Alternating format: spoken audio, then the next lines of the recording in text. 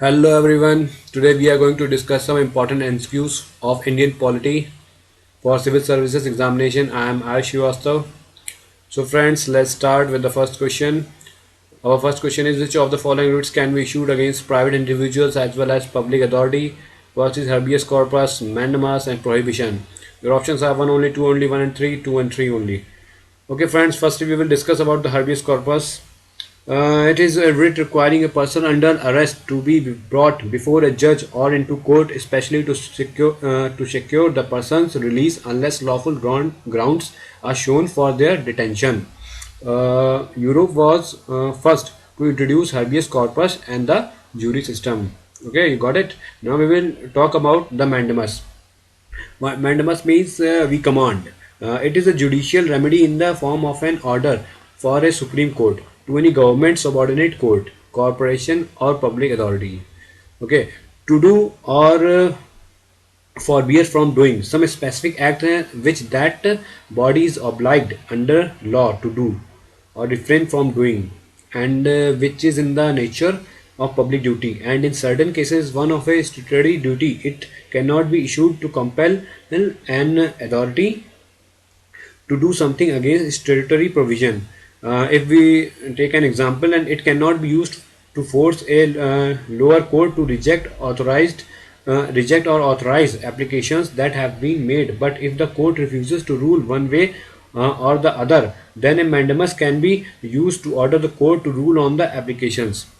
Now we talk about the writ of prohibition. It is issued primarily to prevent an inferior court or tribunal from exceeding its jurisdiction in cases pending before it or acting contrary to the rules of nature justice. It is issued by a superior court to inferior court from assuming a jurisdiction with which it cannot legally vested, or in other words to compel inferior courts to keep within the limits of their jurisdiction. Thus the writ is issued in both the cases where there is excess of jurisdiction and where there is absence of jurisdiction.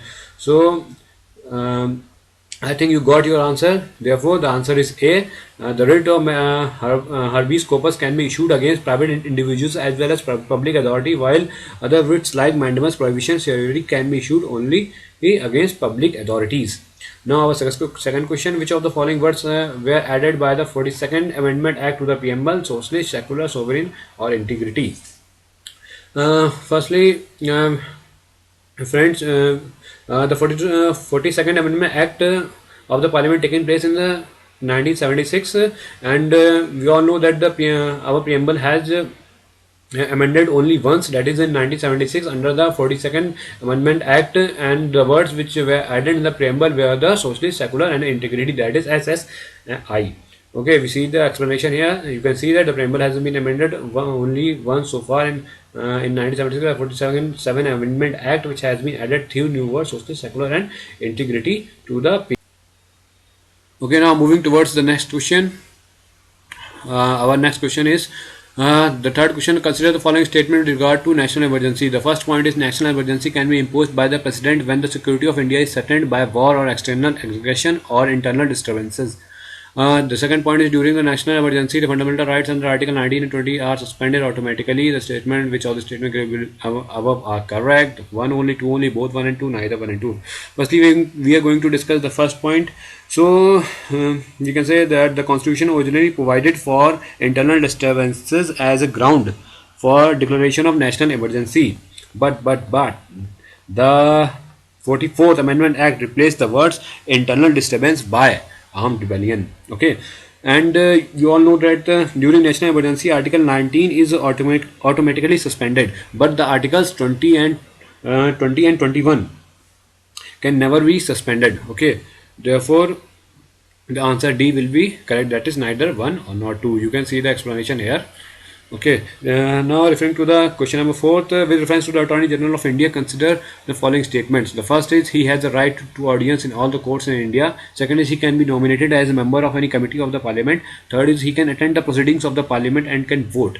So options are 1 and 2, 2 and 3, 1 and 3, 1, 2 and 3. Okay, first we are going to discuss the point first, that is he can has the right to audiences all the courts in India. Yes, it is correct. He appears on the behalf of the government of India in all cases in the Supreme Court in which the government of India is concerned. Okay. And the second point is he can be nominated as member of any of the committees of the parliament. Yes, yeah, he can be nominated as a member of the committee of a committee of the parliament, and he enjoys all the privileges and immunities that are available to the member of parliament. The third point is he can attend the proceedings of the parliament and can vote. Friends, this statement is correct. He can attend all the proceedings of the parliament, that is in the Lok Sabha and also in the Raj Sabha, and also the joint sitting of the parliament, but it can't vote. Therefore, the statement 3 is wrong. Therefore, our answer will be A, that is 1 and 2 only. Here is the explanation. Now, moving toward the fifth question. The Central Vigilance Commission is appointed by the President on the recommendation of a committee. Who among of the following are the members of the committee? First is the Prime Minister, then Speaker of Lok Sabha, then Union Minister of Home Affairs, Leader of Opposition in Raj Sabha, Leader of Opposition in Lok Sabha. So, our options are 1, 2, 3 and 5, or 2, 3 and 5, 1, 2, 4, 1, 3 and 5. Okay. See, the Central Vigilance Commission, the CVC, and other two vigilance commissioners are appointed by the president by warrant under his hand and sealed on the recommendation of a three-member committee. The three members were the Prime Minister, okay, as a head, he works as a head, then the Union Minister of Home Affairs, and the Leader of Opposition of Lok Sabha, not the Raj Sabha. Okay, so if we say that the Prime Minister, Mr. Modi, Union Home Minister, Mr. Rajnath Singh, and the Leader of Opposition in Lok Sabha, that is the present time in 2017, there is no Leader of Opposition in the Lok Sabha. So our answer will be D. 1, 3 and 5 are correct. So thank you friends, thank you for watching this video. Please do like and subscribe the video so that I can give you all more and more video in the upcoming future. So thank you for watching it. Thank you so much.